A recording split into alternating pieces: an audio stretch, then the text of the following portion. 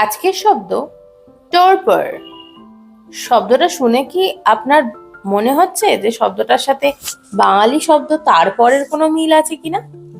যদি সেটা হয়ে থাকে তাই বলে রাখি যে একদমই না। এই শব্দটার মানে হচ্ছে এমন এক অবস্থা যখন শরীর বা মন এতটাই ধীর ও নিস্তেজ হয়ে যায় যে কাজ করার শক্তি বা আগ্রহ কোনোটাই থাকে না।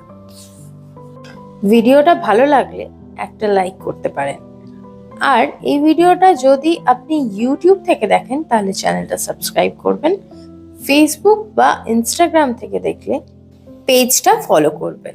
শব্দটা আপনার ঝুলিতে নতুন যোগ হলে অবশ্যই আপনার চেনা পরিচিত সকলের সাথে ভিডিওটা শেয়ার করবেন।